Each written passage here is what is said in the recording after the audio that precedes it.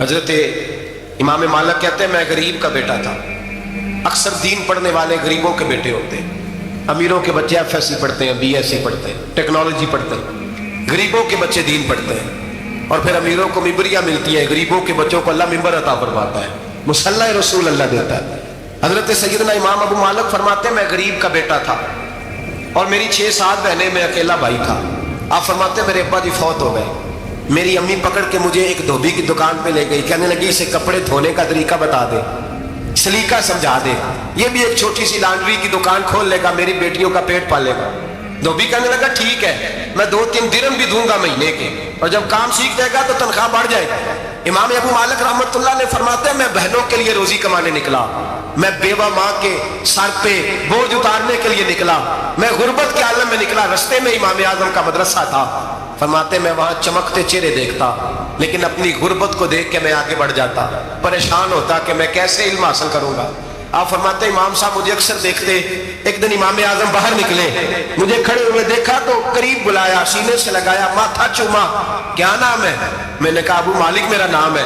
کہا تمہیں پڑھنے کا شوق ہے؟ کہا بڑا شوق ہے۔ کہنے لگے چل آ جا پڑھا کر، آ جا مدرسے میں پڑھا کر۔ کہتے میں سارا دن وہاں پڑھتا، گھر سے کام کرنے آتا، سارا دن امام اعظم کے پاس پڑھتا رہتا۔ مہینہ آیا تو میری اماں کہنے لگی تنخواہ لاؤ۔ میں نے کہا امی جی تنخواہ تو وہ دے گا جو ڈیوٹی پہ جاتا ہو، میں تو پڑھنے جاتا ہوں۔ کہتے اماں گھر سے نکلی اور بڑے غصے کے ساتھ نکلی، کہنے لگی مولوی نے میرا بچہ خراب کر دیا، میرا بچہ خراب کر دیا، میں کام پہ بھیجتی تھی، اس نے کس چکر میں ڈال دیا، مسلوں سے بھی کبھی پیٹ بھرا ہے، کام بھی تو کرنے چاہیے نا۔ کہتے امام اعظم کے سامنے کھڑی ہوئی، امام صاحب بڑے امیر کبیر آدمی، اربوں خربوں پتی، اور پھر اتنے بڑے عالم فقیر، سارا بغداد، سارا کوفہ، سارا مصر سلوٹ کرتا ہے۔ بی بی آئی اور تیل جملے عورتوں کا طریقہ ہوتا ہے، کہنے لگی مولوی تیری سفید داڑھی، تیرا اتنا نام، تجھے خیال ہی نہیں آیا، میں بیوہ عورت ہوں، تو نے میرا بچہ خراب کر ڈالا، میری یتیم بچیاں روٹی کہاں سے کھائیں گی، مسلوں سے بھی کبھی پیٹ بھرا ہے۔ کہتی اتنے سخت جملے کہے پر قربان جاؤ امام اعظم سنتے رہے اور مسکراتے رہے۔ کہنے لگے میری غلطی ہے، میری غلطی ہے، میری غلطی ہے، بی بی بھول گیا تھا، غلطی ہو گئی۔ بی بی کہتی رہی، امام صاحب سنتے رہے۔ جب غصہ اتر گیا تو کہنے لگے اماں تیرا غصہ اتر گیا ہے؟ اتر گیا ہے۔ کہنے لگے تیرا بیٹا بڑا نیک ہے، تیرا بیٹا بڑا لائق ہے، تو اسے پڑھنے دے۔ کہنے لگے چپ کر دے مولوی، یہ پڑھے گا تو میں روٹی کہاں سے کھاؤں گی۔ امام صاحب کہنے لگے مجھے بتائے گی تیرے گھر کا خرچہ کتنا ہے؟ اس نے ایک لفظ پہ 3 دینار کا، ایک روایت ایسی بھی لکھی ہے بزرگوں نے، کہنے لگی 40 درہم ہے، اور اماں کہتی میں نے جان بوجھ کے زیادہ بتائے، حالانکہ میں کنات کا خرچہ کرتی تھی، لیکن جب کھلا ڈلا کرے تو وہ والا خرچہ بتایا۔ میں نے کہا 40 درہم خرچہ ہے، تو دے گا؟ تو کہتے امام اعظم کہنے لگے اماں تجھے لینے نہیں آنا پڑے گا، پہلی سے پہلے تیرے گھر میں پہنچ جایا کریں گے، یکم سے پہلے آئیں گے۔ او بھائیو کہاں استاد ملتے ہیں، کہاں استاد ملتے ہیں، کہاں وہ لوگ ملتے ہیں جو دعائیں مانگتے، التجائیں کرتے، پیار کرتے۔ گزر گیا وہ دور، اب تو سوٹ لینے کا دور ہے، مٹھائیاں لینے کا دور ہے، ہاتھ ڈلوانے کا دور آیا ہے۔ اب کون پوچھتا ہے؟ اب تو پوچھتے ہیں تو میرے لیے کیا لایا ہے۔ حضرت سیدنا امام اعظم ابو حنیفہ رحمۃ اللہ علیہ 1 دن نہیں، 2 دن نہیں، 4 دن نہیں، 5 مہینے نہیں، 20 سال تک، کہنا آسان، بولنا آسان، سننا آسان، 20 سال تک امام ابو مالک کے گھر میں خرچہ دیتے رہے، وہ پڑھتے رہے۔ اماں کہنے لگی تو میرے بیٹے کو لگا تو لیا ہے تو پڑھ کے بنے گا کیا؟ حضرت امام اعظم فرمانے لگے بادشاہوں کے تخت پر بیٹھ کر بادشاہوں کے ساتھ کھانے کھایا کرے گا، ان کے ساتھ بیٹھ کے حلوہ کھائے گا، وقت آئے گا وہ دیکھے گی۔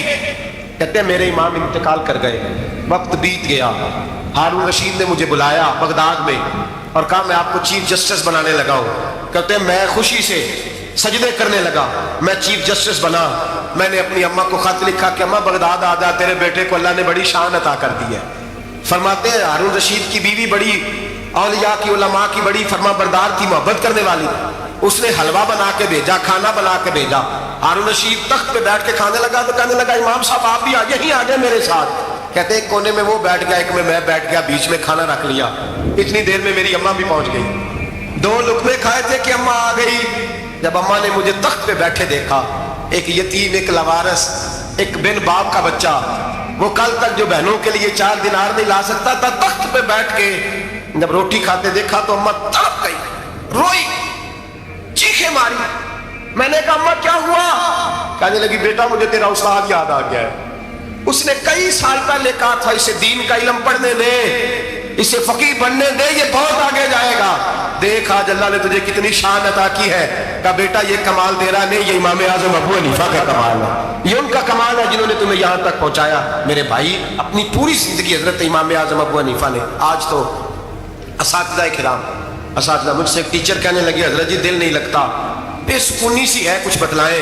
تو میں نے کہا کلاس میں کوئی یتیم بچہ ڈھونڈ لیں، کوئی لاوارث بچہ ڈھونڈیں، اس کی وردی اپنے ذمہ لے لیں، کتابیں اپنے ذمہ لے لیں، اس کا خرچہ اپنے ذمہ لے لیں، روز جیب میں ٹافیاں ڈال کے جایا کرے کہ غریب کو دینی ہے۔ پر میں 2 مہینے یہ والا وظیفہ بھی پڑھ کے دیکھیں، اللہ آپ کو سکون عطا کرے گا۔ یہ بھی کہنے لگے بڑی ٹھنڈک ہوئی ہے، بڑا سکون ملا ہے، بڑی تابع داری۔ میں نے کہا آپ لفظوں سے سکون چاہتے ہیں، وہ لوگ خدمت کر کے سکون لیتے ہیں۔ کوفے کا ایک امیر آدمی تھا، پھر غریب ہو گیا۔ غریب، غربت بڑی پریشانی ہے، بڑی پریشانی، بڑی آزمائش۔ غریب بیوقوف اس لیے ہوتا ہے کہ اس کی جیب میں پیسے نہیں ہوتے، غریب مجبور اس لیے ہوتا ہے کہ اس کے پاس ہوتا کچھ نہیں نا، تو ساری آزمائشیں کٹھی آ جاتی۔ غریب آدمی تھا، محنت مزدوری کرتا لیکن پوری نہ ہوتی۔ وہ کہتا ہے ایک دن گلی میں ککڑی بیچنے والا آیا، تو میری ایک بیٹی تھی چھوٹی سی، باقی بچے بڑے تھے، چھوٹی ضد کرنے لگی، کہنے لگی ککڑی کھانی ہے، ککڑی۔ کہتے میں پریشان ہو گیا، دل ٹوٹ گیا، بیٹی نے سوال کیا ہے۔ فرماتے میں نے سوچا کس کے پاس جاؤں، کسی اور کے پاس مجھے سمجھ نہ آیا، میں سیدھا امام اعظم کے پاس چلا گیا۔ یہ شخص ہے جو مجھے دے گا بھی اور میرا پردہ بھی رکھے گا، مجھے دے گا بھی اور میرا، بولیے، میرا یہ پردہ بھی رکھے گا، یہ رسوا نہیں کرے گا، یہ فوٹو نہیں کھچائے گا، یہ فوٹو کھچا کے پہلے دن فیس بک پہ نہیں لگائے گا کہ میں غریبوں میں تھیلے بانٹ رہا ہوں، یہ اسی وقت اخبار والوں کو نہیں بلائے گا ایک تھیلا اور 6 اخباروں میں تصویریں، یہ اس طرح نہیں خیرات دے۔ حضرت امام اعظم کے پاس گیا تو فرماتے رش بہت زیادہ تھا، میں امام صاحب سے بات ہی نہ کر سکا، واپس آ گیا۔ امام صاحب نے بندہ بھیجا، فرمایا پتہ کر یہ بندہ کسی ضرورت کے لیے آیا تھا، رش کی وجہ سے بات نہیں کر پایا۔ کہتے واپس میرے پیچھے بندہ بھیجا، وہ میرے گھر تک آیا، گھر آ کے اس کو حالات کا پتہ چل گیا، واپس گیا۔ کہتے ہیں 3 تھیلیاں اشرفیوں کی بھر کے امام اعظم لائے اور خود آئے اور رات کے اندھیرے میں آئے اور مجھے تھیلیاں دے کے نا تو میرے آگے ہاتھ باندھ دیے۔ میں نے کہا حضور ہاتھ کیوں باندھتے ہیں؟ آپ فرمانے لگے یار دکھ اس بات کا ہے کہ تو میرا پڑوسی تھا اور تیری غربت کا مجھے پتہ ہی نہیں چلا، تو میرے علاقے کا تھا اور میں نے سوچا ہی نہیں، میرا اپنا تھا مجھے خیال ہی نہیں آیا، اور میں معاف کر دے، میری شکایت نہ کرنا کہ یہ میری طرف توجہ نہیں کرتا۔ علم بھی تھا، عمل کا نور بھی تھا، تقوی کا حسن بھی تھا، غریب کی مدد کا جذبہ بھی تھا۔ آج لوگوں پر مال کا فتنہ سوار ہوتا ہے، سب پر نہیں لیکن زیادہ لوگوں پر۔ جیسے جیسے مال آتا جاتا ہے ویسے ویسے عقل بھی آتی جاتی ہے، ویسے ویسے سیانے بھی ہوتے جاتے ہیں۔ کہتے ہیں وہ بھی کمائے وہ بھی کرے، میں تو ٹیکنیکلی بڑا ہوں، میں عقل مندی میں بڑی، نہ بہن کی فکر رہتی ہے، نہ بھانجوں کی فکر رہتی ہے، نہ رشتہ دار کی فکر رہتی ہے، نہ دائیں بائیں کچھ دیکھتے ہیں۔ لوگ جیسے جیسے پاورفل ہوتے جاتے ہیں ہٹتے جاتے ہیں، کٹتے جاتے ہیں، امیروں سے گرانے لگتے جاتے ہیں، آگے کی طرف دیکھتے جاتے ہیں۔ امام اعظم ابو حنیفہ رحمۃ اللہ علیہ نے ساری زندگی پیار کیا، محبت بانٹی، علم، فقاہت، تقوی، روشنی۔ آج لوگوں کو علم ہوتا ہے پر علم کا نور نہیں ہوتا، ہمیں بہت ساری باتوں کا پتہ ہوتا ہے پر وہ باتیں ہمارے لفظوں میں ہوتی ہیں، ہم اس کے حسن سے آگاہ۔ اور اگر میں یہ کہہ دوں کہ ہمیں ان باتوں پر یقین کامل نہیں ہوتا، کہہ رہے ہوتے ہیں، ہم سمجھتے بڑی باتیں کرتے ہیں لیکن ان باتوں کے پیچھے جو عمل کا جذبہ ہے وہ پھیکا ہوتا ہے۔ امام اعظم ابو حنیفہ رحمۃ اللہ تعالیٰ نے جتنے بڑے عالم تھے اتنا ہی بڑا خوف تھا اللہ کا بھی، اتنا ہی بڑا خوف تھا۔ ایک آدمی کہتا ہے میں نے امام صاحب سے مسئلہ پوچھنا تھا، میں نے عشاء کی نماز امام صاحب کے پیچھے پڑھی، کتنی لوگ باتیں سنتے ہیں، اس کا اثر کتنا لیتے ہیں، لیکن امام صاحب رحمۃ اللہ علیہ کا طریقہ کیا تھا؟ کہتے میں نے امام صاحب کے ساتھ نماز پڑھی مسجد میں تو قاری صاحب نے قرآن پڑھا، اذا زلزلت الارض زلزالها واخرجت الارض اثقالها، فرماتے ہیں آخری 2 آیتیں پڑھی، فمن يعمل مثقال ذرة خيرا يره ومن يعمل مثقال ذرة شرا يره۔ اللہ فرماتے ہیں میں قیامت کے دن تیرے ذرے ذرے کا حساب کروں گا، ذرہ برابر نیکی ہوئی تو تیرے سامنے آئی، ذرہ برابر گناہ ہوا تو تیرے کس کے برابر؟ جی وہ کتنا ہوتا ہے؟ ریت کا 1 ذرہ، اس کے برابر بھی گناہ ہوا تو تیرے سامنے، یہ اللہ کہہ دیا ہے، تو ایسا انشاءاللہ ہو کے رہے گا۔ اللہ ایک دفعہ دکھائے گا، دعا فرمائے اللہ ہمیں معافی عطا فرمائے، اللہ ہم سے درگزر فرمائے، اللہ ہمیں بخشے ہوئے میں شامل فرمائے۔ یہ آیت امام صاحب نے سنی تو کہتے ہیں میں نمازی سارے چلے گئے تو امام صاحب بیٹھے اور یوں نہ اپنی داڑھی پکڑ لی, چراغ ٹمٹما رہا, کہتے ہیں داڑھی پکڑ لی اور امام صاحب بیٹھے. میں نے کہا کہ کسی محویت کے عالم میں ہے, سوچ میں, چلے میں تھوڑی دیر میں آتا ہوں. کہتے میں 2 گھنٹے کے بعد آیا تو امام صاحب ایسے بیٹھے داڑھی پکڑی ہوئی. میں نے کہا ٹھہر کے آتا ہوں. میں پھر 1-1.5 گھنٹے کے بعد گیا تو ویسے بیٹھے. کہتے ہیں تہجد کا وقت ہو گیا, میں مسجد میں گیا تو چراغ ٹمٹمانے لگا, ختم ہونے کے قریب آ گیا. امام صاحب بیٹھے ہیں. اب میں نے دیکھا کہ آنکھیں آنسوؤں سے بھری ہوئی ہیں اور اپنی داڑھی پکڑ کے کھینچ رہے ہیں اور کہتے ہیں یا اللہ تو اگر ذرے ذرے کا حساب لے گا تو ابو حنیفہ تو الجھ جائے گا. اے اللہ تو ذرے ذرے کے بارے میں پوچھے گا تو میں تو نہیں جواب دے سکتا. خدا بندہ اس طرح کر, میرے ان سفید بالوں پہ رحم کھا. اے اللہ میرے بڑھاپے پہ مہربانی فرما, مجھ سے نہ ذرے ذرے کا پوچھنا, میں بڑا کمزور ہوں, میں نہیں جواب دے سکتا. مولا مجھ سے درگزر والا معاملہ کر. کہتے تڑپ رہے امام صاحب. فجر کی اذان ہوئی تو امام صاحب نے دائیں بائیں دیکھا, میں پیچھے کھڑا تھا. میں نے کہا حضور ساری رات ہی گزر گئی, آپ ایک آیت سن کے پریشان رہے اور میں روزانہ 20 تقریریں سنتا ہوں, درجنوں حدیثیں سنتا ہوں, مجھے تو اثر نہیں ہوتا.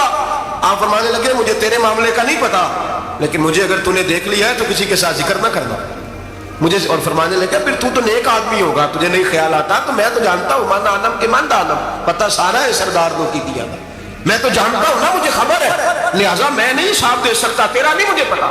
جتنا میرے بھائی علم زیادہ اتنا خوف بھی. حضرت عبداللہ ابن مسعود فرماتے ہیں زیادہ باتیں کرنے والا عالم نہیں ہوتا, اللہ سے زیادہ ڈر جانے والا عالم ہوتا ہے. جو آدمی لمبی چوڑی گفتگو کرے وہ فقیہ نہیں, وہ اللہ سے ڈرنے والا نہیں, بلکہ جس کو وہ بات کرے تو تھوڑی کرے, ڈر کے کرے, خوف کے ساتھ کرے. اللہ کی خشیت جس کے دل میں ہو وہ بڑا عالم ہوتا ہے. حضرت امام اعظم ابو حنیفہ رحمۃ اللہ علیہ مالدار تھے اور اپنے مال میں سے حصے نکالتے تھے. امام صاحب فرمایا کرتے تھے میں نے چند ہزار درہم رکھ دیے. حضور کس لیے؟ فرمایا لوگوں کو قرضہ دینے کے لیے. نبی پاک صلی اللہ علیہ وسلم نے فرمایا قرضہ لینے والے کو منع کیا ہے, فرمایا قرضہ ایک قید ہے, بغیر مجبوری کے نہ لینا. اب لینے والے بھی احتیاط نہیں کرتے, فٹافٹ قرضے کے پیچھے بھاگتے. بڑی مجبوری ہو تو قرضہ لیں, فرمایا مقروض قیدی ہوتا ہے, قرضہ لینے سے بچو.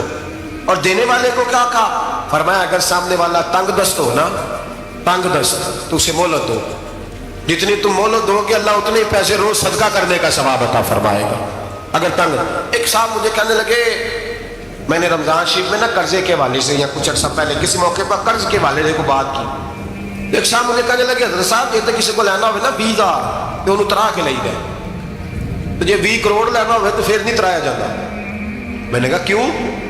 کہنے لگے 20,000 والا بندہ ماڑا ہوتا ہے نا, جہاں 20 کروڑ کھا گیا بڑی مگرمچھ ہوتا ہے, انہوں ترایا جا سکتا. وہ لے کے بندے ترلے ہی کرتے رہتے چل بھائی کیویں دے سکتا ہے.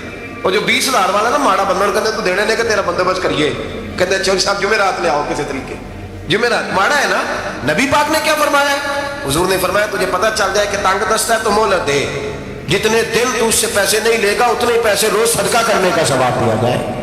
اب لوگ جو تگڑی موٹے مگرمچھ ہیں ان کو مہلت دیتے ہیں, وہ کہتے ہیں جا جتھو لب دے نہیں لے, پھر کہتے ہیں نہیں آپ بتائیں آپ کیسے دے سکتے. اور ماڑا بندہ انہیں 2,000 دینا دکان کا, اس کو دکاندار کہتا ہے کل سائیکل لے کے تب گزرنا میرے آگے سے اگر پیسے دینے ہیں تو میں نے سائیکل رکھ لینا.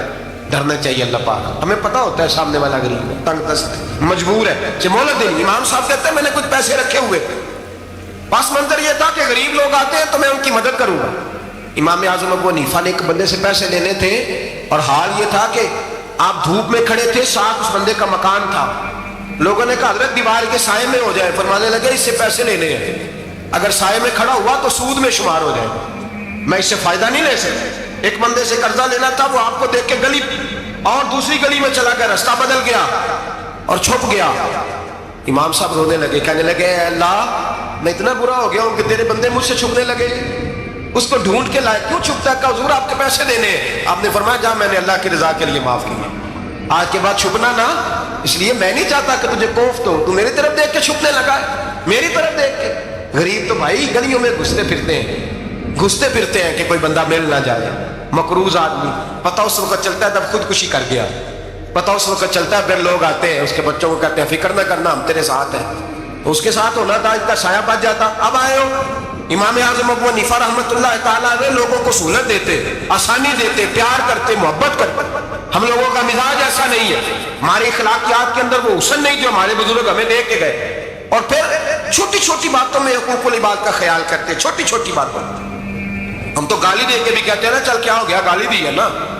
میں نے دیکھا ہے سائیکل والے کی ٹکر اگر پجارو والے کے ساتھ ہو جائے تو معافی سائیکل والے نے مانگنی ہے, کیونکہ وہ سائیکل پہ بیٹھا ہے نا. اس کی غلطی یہ ہے کہ وہ سائیکل پہ بیٹھا ہے, معافی سائیکل والے نے مانگنی ہے, پجارو والا نہیں مانگے گا. ہو سکتا ہے سائیکل والا اٹھ کے کہے جناب مجھ سے غلطی ہو گئی, مجھے پتہ ہی نہیں تھا کہ آپ تھے, ورنہ میں آپ کے آگے نہ آتا. سائیکل والا مجبور ہے کیونکہ اس کے پاس پجارو نہیں, اور پجارو والا تو شیشہ نہیں نیچے کرتا, کہتا دھوپ آئے گی, گاڑی بڑی مشکل سے ٹھنڈی کی ہے. نیچے اتر کے ملازم کہتا ہے اس کو پوچھو اگر کوئی 200-400 کا نقصان ہوا ہے تو 500 دے دو. مزاج ہے. امام اعظم ابو حنیفہ رحمۃ اللہ علیہ عالم, حقوق العباد کا چھوٹی چھوٹی, آپ کے شاگردوں میں سے کسی کے چہرے پر شکن آتا تو 20 بار پوچھتے کوئی پریشانی ہے میرے بیٹے کو, کیا ہو گیا. ساری زندگی سایہ دار شجر کی طرح گزاری, ساری زندگی شاگردوں پر مریدوں پر محبت کا سائبان رہا, ٹھنڈی چھاؤں رہی امام صاحب کی. امام اعظم ابو حنیفہ رحمۃ اللہ تعالی علیہ گلی سے گزر رہے تھے, لکڑی کے جوتے پہنا کرتے تھے, کھڑاؤں. ایک نوجوان بچے کے پیر پہ پیر آ گیا تو کہنے لگا امام اللہ سے ڈر جا. یہ لفظ گئے تو امام صاحب کی چیخ ہی نکل گئی. کئی گھنٹے بے ہوش رہے. لوگوں نے کہا حضور کیا ہوا؟ فرمانے لگے تم نے سنا نہیں, چھوٹے چھوٹے جوان بھی کہتے ہیں کہ ابو حنیفہ اللہ سے نہیں ڈرتا, اللہ کی مخلوق کہتی ہے نہیں ڈرتا. اگر یہ کہہ رہے ہیں تو میرا کیا بنے گا. کئی دن روتے گزر گئے. لوگ اس بچے کو لائے, آگے کہنے لگا حضور آپ تو پریشان ہو گئے, میں نے تو محاورتاً کہا تھا, محاورتاً کہا تھا کہ آپ اللہ سے نہیں ڈرتے. فرمانے لگے بیٹے مجھے محاوروں کا نہیں پتا, جب رب کے خوف کا نام آتا ہے تو جملے سیدھے میرے دل سے جا کے ٹکراتے ہیں, سیدھے دل سے جا کے ٹکراتے ہیں. گلی سے گزر رہے, لکڑی کے جوتے پہنے, کھڑاؤں, بارش ہے, کیچڑ ہے. ایک دیوار کے قریب سے گزرے تو تھوڑا سا کیچڑ اڑ کے نا تو دیوار پہ پڑ گیا. یہاں ٹرالی والا ساری دیوار توڑ جاتا ہے اور کہتا ہے چلو میں نے کون سا جان بوجھ کے کیا ہے. یہاں لوگوں کا گھر توڑ جاتے ہیں, کہتے ہیں چلو بتاؤ کتنا خرچہ آیا تھا.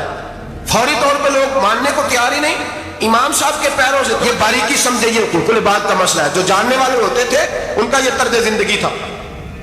کیچڑ اڑا پیروں سے اور ایک آدمی کی دیوار پہ پڑ گیا. امام صاحب کھڑے ہیں, سوچ رہے کروں تو کیا کروں. شاگرد صاحب کا حضرت جی کیا پریشانی ہے؟ آپ فرمانے لگے میں نے اس کی دیوار گندی کر دی ہے, صاف نہ کروں تو بھی ظلم ہے, اور اگر صاف کروں تو دیوار کچی ہے. جب صاف کروں گا تو کچھ مٹی اتر جائے گی, تو کسی کے گھر کی مٹی اتارنا یہ بھی ظلم ہے. اب میں دو پریشانیوں میں الجھ گیا ہوں, کدھر جاؤں؟ کہا حضرت جی پھر. فرمایا اس کے دروازے پر دستک دو. دروازے پر دستک دی تو جو بندہ باہر آیا وہ مجوسی تھا, آگ کی پوجا کرنے والا تھا. امام صاحب کہنے لگے مجھے جانتے ہو؟ کہنے لگے حضور سارا کوفہ جانتا ہے, سارا بغداد جانتا ہے, ساری دنیا جانتی ہے آپ مسلمانوں کے امام ہیں, لوگ جانتے. آپ نے فرمایا یار مجھ سے غلطی ہو گئی ہے. وہ کیا؟ آپ فرمانے لگے میں اپنے انداز میں گزر رہا تھا, بوڑھا آدمی ہوں, خیال نہیں آیا, تھوڑا کیچڑ اڑ کے تیری دیوار پہ لگ گیا ہے. میرے بھائی یہ کوئی فرشتے تھوڑی تھے, یہی زمین پہ بسنے والے لوگ, احتیاط والے لوگ تھے. ہم لوگوں نے پتہ نہیں اپنا مزاج اتنا سخت کیوں بنا لیا ہے. کتنے لوگوں کو لتاڑ کے, کتنی پگڑیاں اچھال کے, کتنے حقوق العباد ضائع کر کے بھی ہم اسی طرح کے مطمئن ہیں. کہاں سے تسلی لاتے ہیں ہم, کہاں سے اپنے آپ کو ٹھنڈک دیتے ہیں, کیسے اپنے آپ کو ہم سکون دے لیتے ہیں کسی کو تکلیف دے کے. کس طرح سکون کی نیند آتی ہے جب کوئی پریشان ہوتا, کیوں ہمارا دل پتھر ہو گیا. اعلیٰ حضرت فرمایا کرتے تھے جا کسی سے جا کے علاج کرا, تیرے سینے میں جو دل دھڑک رہا ہے وہ سخت ہو گیا, جا کسی سے جا کے اس کی دوائی کھا, مجھے خیال ہی نہیں آتا تڑپتے لوگوں کو دیکھ کر, جا کے علاج کرا, اگر ایسے ہی مر گیا تو حالات تیرے حق میں اچھے نہیں ہوں گے. حضرت امام صاحب تڑپ رہے ہیں اور اس شخص کے سامنے آہوزاری کر رہے ہیں جو مجوسی بھی ہے, غریب بھی ہے, کچے گھر میں رہتا ہے. فرمایا یار بتاؤ کیا کروں. امام صاحب باتیں کر رہے ہیں تو وہ آدمی حیرت میں کھو گیا, کبھی دیوار دیکھتا, کبھی اپنا آپ دیکھتا, کبھی امام صاحب کو دیکھتا, دائیں بائیں دیکھتا, پسینے آنے لگے, پتہ نہیں کیا سوچوں کا مد و جزر چلنے لگا, کہاں بات گئی, کہاں تک اس کی سوچ گئی, کہاں پلٹ کے آئی. کہنے لگا امام صاحب میں تو چوک میں رہتا ہوں, روزانہ پتہ نہیں کتنی گاڑیاں مٹی برسا جاتی ہیں, کبھی کوئی نہیں آیا, آپ کو کیا ہوا؟ آپ فرمانے لگے مجھے کسی کا نہیں پتا, مجھے تو میں نے جو قرآن حدیث پڑھا ہے مجھے تو ڈر آ رہا ہے, مجھے بتا تو معافی دیتا ہے کہ نہیں, تیری دیوار صاف ہوگی کہ نہیں. کہنے لگا حضور دیوار کو چھوڑے, پہلے کلمہ پڑھائے, میرا دل تو صاف کر دے.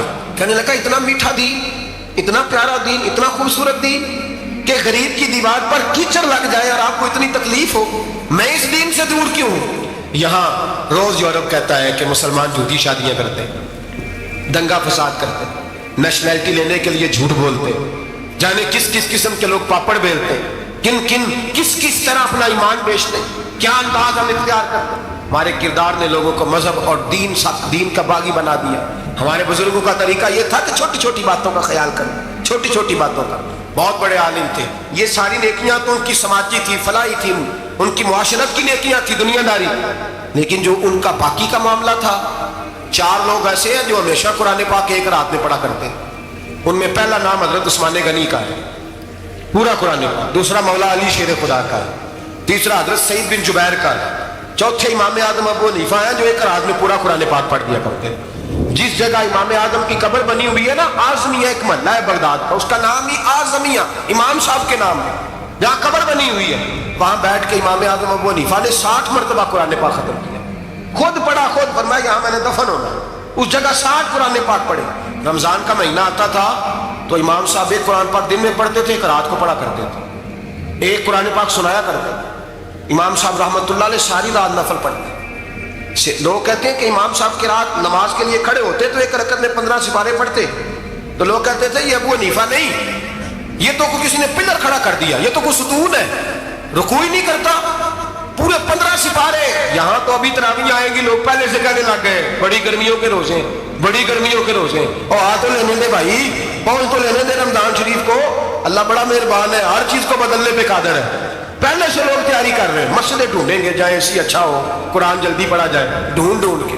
इमाम साहब रहमतुल्लाह ताला अलैह, और मैं अक्सर कहा करता हूँ, मैं कहता हूँ तू तरावी में खड़ा नहीं होता, पासपोर्ट के दफ्तर खड़ा हो जाता है 2 घंटे, शनाख्ती कार्ड के दफ्तर तो 3 घंटे खड़ा हो लेता है। ये तेरा जुल्म है अपनी जात के साथ कि तुझे कुरान के लिए खड़ा नहीं हुआ जाता, दुनियादारी के लिए खड़ा। वो प्रोजेक्टर कराने जाए तो चाहे तुझे 4 घंटे लाइन में खड़ा होना पड़े, वहां तो खड़ा हो लेता है। अल्लाह से डर, अपनी थोड़ी सी दुनियादारी के लिए सारा कुछ कर लेता है।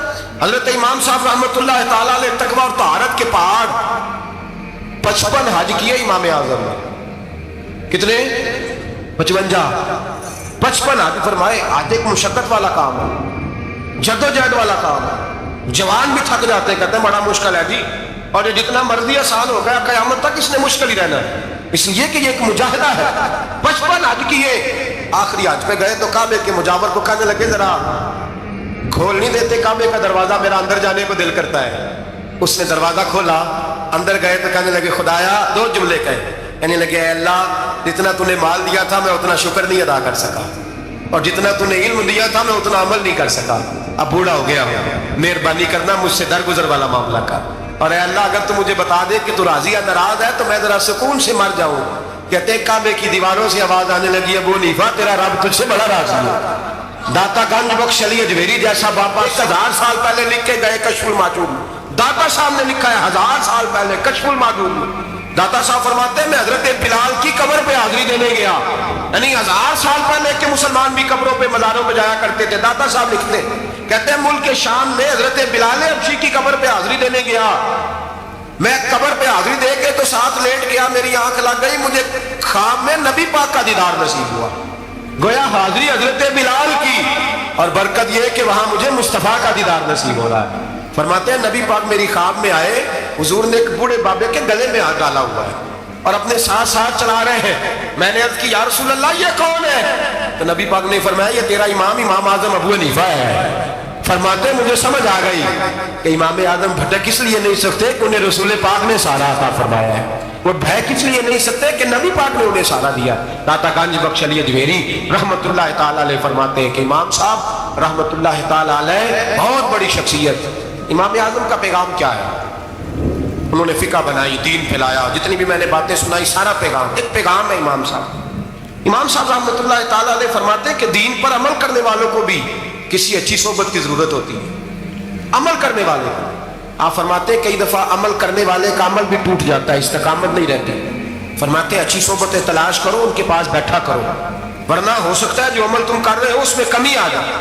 जितना नेक लोगों से राब्ता ज्यादा रहता है इंसान का दीन पर अमल ज्यादा रहता है, जितना नेक लोगों से पीछे हटता है उतना दीन से। आप फरमाया करते थे अगर 2 साल ना होते जो मैंने इमाम जाफर सादिक की सोबत में गुजारे, अबू हनीफा हलाक हो जाता। अपने आप को रब करीम के बंदों के साथ लगा के रखे, जोड़ के रखे। अगर हमारा रब करीम के बंदों से रिश्ता रहेगा तो कुरान और सुन्नत से रिश्ता रहेगा। हम लोगों ने ना तरक्की बड़ी की पर अंदर की तरक्की रुक गई है। ہم روحانی طور پر کمزور ہوئے، روز بروز ہو رہے، روز بروز ہماری وہ دلچسپیاں دین کے ساتھ، وہ تقویٰ، وہ پرہیزگاری، وہ امانت داری، وہ ایک پیسہ کسی کا اٹھانا تو خوف کرنا، مسلمانوں میں روز یہ مثالیں پیدا ہوتی تھیں، پر آہستہ آہستہ دنیاوی ترقی بڑھ گئی، دل کی، روح کی، روحانیت کی ترقی رک گئی۔ حضرت ابوبکر صدیق رضی اللہ تعالیٰ عنہ حضرت عائشہ صدیقہ سے ملنے کے لیے تشریف لائے، تو حضرت عائشہ صدیقہ رضی اللہ تعالیٰ عنہ کے گھر تشریف لائے۔ آپ اس وقت امیر المومنین تھے، نبی رحمت علیہ السلام کے وصال ظاہری کے بعد۔ ادھر دیکھا، ادھر دیکھا، دائیں بائیں دیکھا، چھت پہ دیکھا تو حضرت عائشہ صدیقہ کہنے لگی حضور خیریت ہے؟ فرمانے لگے عائشہ ایک بات کرنی ہے بیٹے۔ امیر المومنین کیجئے۔ تو فرمانے لگے عائشہ ناراض نہ ہونا، تمہاری چھت پر میں نور برسا کرتا تھا، اور آج میں نے بڑا تلاش کیا ہے، وہ مجھے نظر نہیں آیا، وہ کہاں گیا نور؟ کدھر؟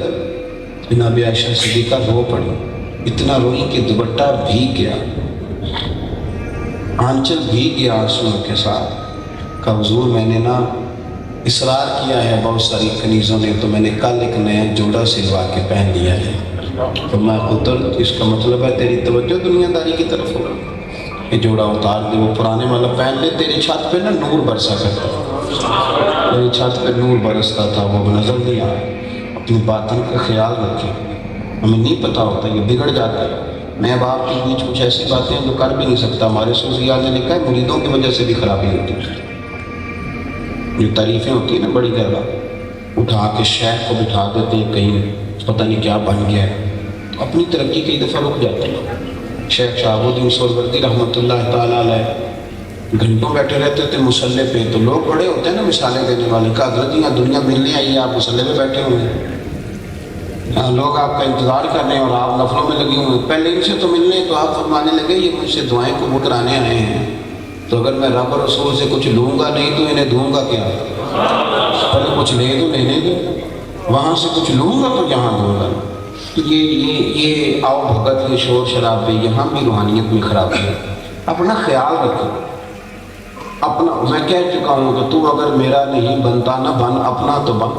علامہ اقبال کہنے لگے دل بیدار فاروقی، دل بیدار کراری، کہنے لگے یاد رکھنا اگر تیرا دل بیدار ہو گیا تو حضرت فاروق اعظم کا طریقہ ملے گا، حضرت علی کا طریقہ ملے گا۔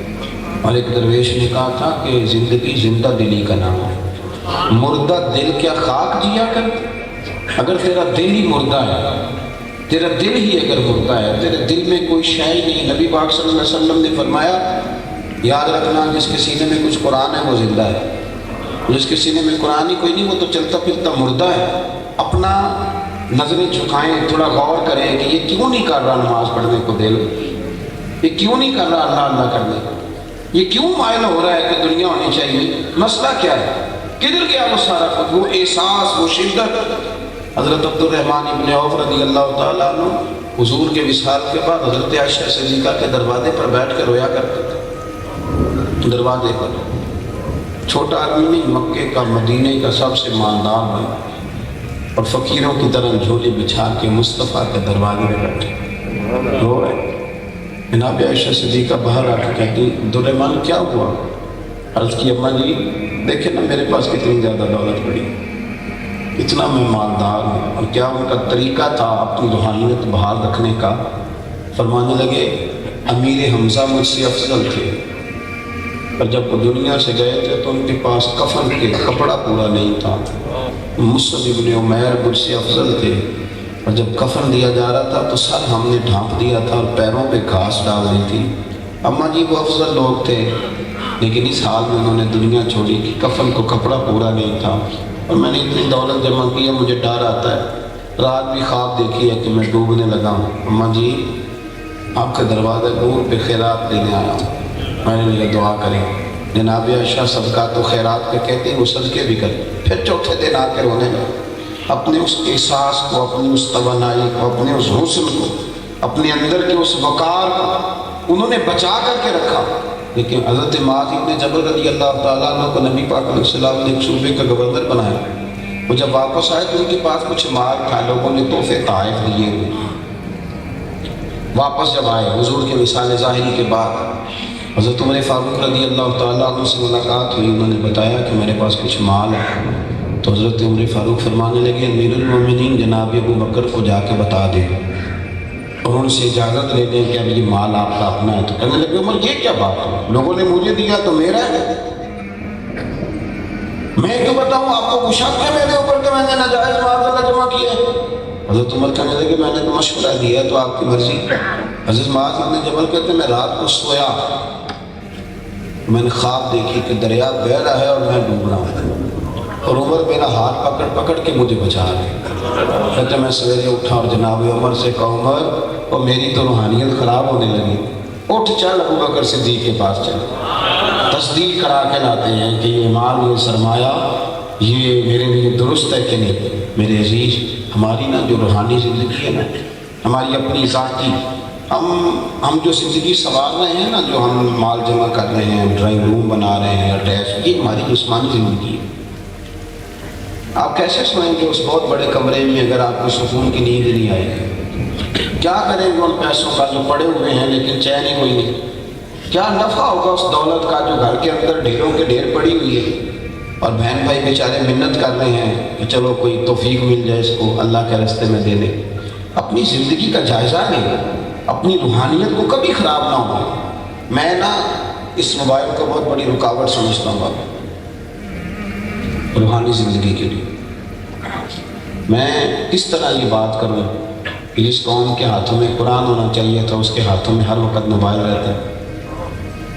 یہ تباہ کر دیا روحانی زندگی کو. مسلح بالکل بے آباد ہو گیا, اللہ کے زاویے بالکل ختم ہو گئے. کوئی کیفیت نہیں, کوئی ذکر نہیں, کوئی فکر نہیں, کوئی عبادت نہیں. تعویذوں والوں کا کام زیادہ کیوں چل رہا ہے کہ لوگ وظیفہ تو پڑھنا چاہتے نہیں, وہ چاہتے ہیں ہمیں لکھ کے دے دیا جائے تو لکھ کے دے دیا جاتا ہے. اپنے باطن پر توجہ کریں. آپ دیکھیں کتنے زمانے بیت گئے نماز نہیں ڈھنگ سے پڑھ سکے. آپ غور کریں کتنا وقت. ملا رومی رحمۃ اللہ تعالیٰ علیہ سے ایک شخص نے کہا تھا کہ حضرت جی مال بھی پڑا دولت بھی بڑی ہے پر میں مسجد تو نہیں نہ جاتا. تو فرمانے لگے جا پھر توبہ کر جا کے.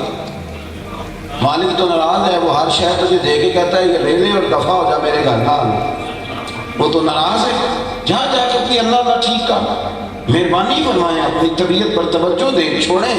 آج میں نے اور آپ نے تبلیغ کی بات نہیں کی, آج ہم نے اپنی بات کی ہے. ایک خود غرضی کرے میرے کہنے میں, خود غرضی, ایک خود غرضی کریں. ذرا تھوڑا اپنا دھیان کریں, ذرا تھوڑی اپنے اوپر توجہ دیں, تھوڑا اپنے اوپر خیال کریں. یہ تھوڑے تھوڑے زخم کبھی کسی کے ہاتھ پیر پہ لگ جائیں تو زمانہ سارا نسخے لے کے آتا ہے, لیکن باطن کے زخموں کا کیا کریں, اندر کی گہرائیوں کا کیا کریں. وہ جو اندر روز بروز گھڑا اور کھڈا بڑھتا جا رہا ہے اس کا کیا کیا, اس کی مرہم پٹی کا بندوبست کریں.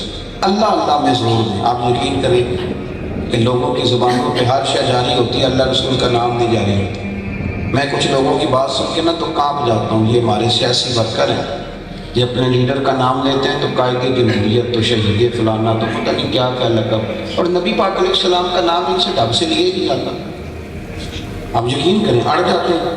وہ بات کہتے ہوئے ان کے جملے ٹوٹتے. کیوں؟ اس لیے کہ انہیں اللہ سے ڈرنا چاہیے. کہ کیا خطا ہو گئی کہ زبان پہ نام تک جاری نہیں ہوتا. اپنے اذکار کو, اپنے معاملات کو. ایک بات سنیں, ایک بری نظر ہوتی ہے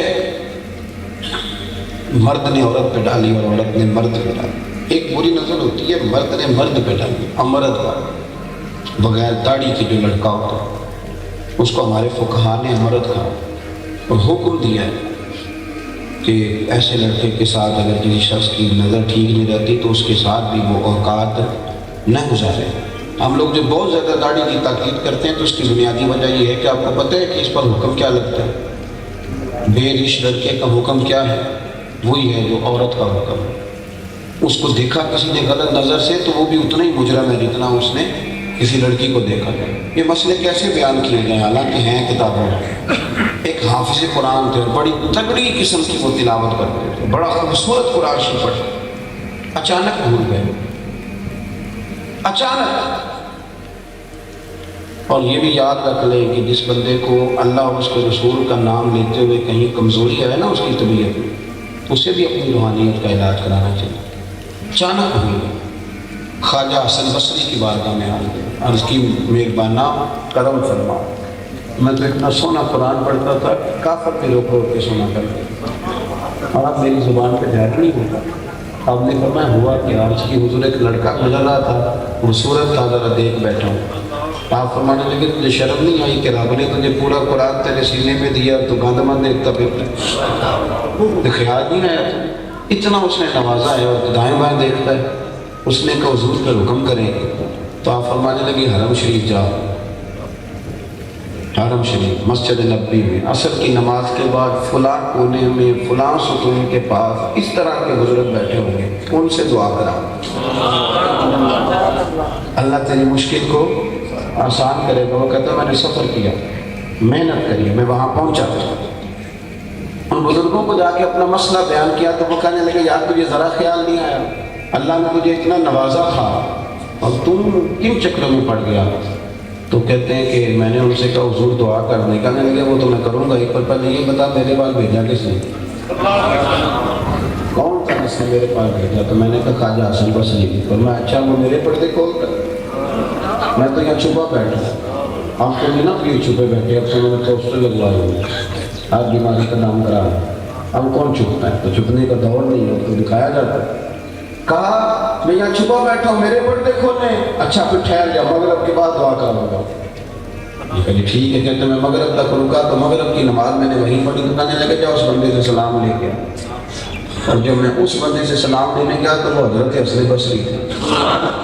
آپ فرمانے لگے تجھے میرے پاس بھیجتا ہے، خود روز مغرب کی نماز یہاں آ کے پڑھتا ہے، تجھے میرے پاس بھیجتا ہے، اور یہاں مغرب کی نماز روز یہاں پڑھتا ہے، اس نے میرا پردہ کھولا ہے تو اب میں اس کا بھی پردہ کھولوں گا۔ آپ فرمانے لگے میں نے کہا حضور یہ کیا معمہ ہے خواجہ حسن بصری سے یہاں کیوں بھیجا؟ تو فرمایا نہیں تیری دعا انہیں کے پاس ہے۔ تو بزرگ فرمانے لگے جو کہ خواجہ صاحب تیرے پاس تھے نا تو انہیں اس طرح دعا نہیں کرانی، ذرا سفر کر کے ہے نا تجھے بھی اہمیت کا پتہ چلا، اب تیرے لیے دعا کرتے ہیں۔ دونوں بزرگوں نے مل کے دعا کی تو اللہ نے میری خطا کو معاف فرما دیا۔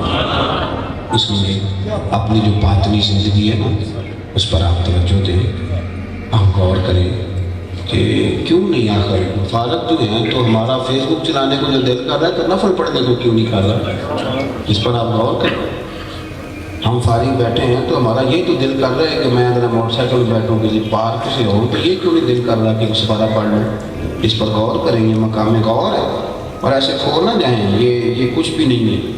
آپ کل بیمار ہو جائیں، آپ کے بچے کہیں گے ٹھیک ہے دعا کریں حضرت صاحب اللہ ابا کو پڑھتا عطا کرے، ختم ہو گئی بات۔ اور پہنا دیس لیت قبرہ جنہ تے پھول پے، ادھروں کوئی نہیں گیا ہوتا، ادھروں لکھاں پے۔